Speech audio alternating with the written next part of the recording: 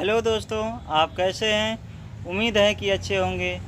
तो दोस्तों, आज हम आप सबको दिखाएंगे जो राक्षस असुर होते हैं उसका सिक्स पैक कैसे बनाया जाता है और उस पर भूसा वाली मिट्टी कैसे लगाई जाती है। दोस्तों, तो आप लोग वीडियो में बने रहिएगा।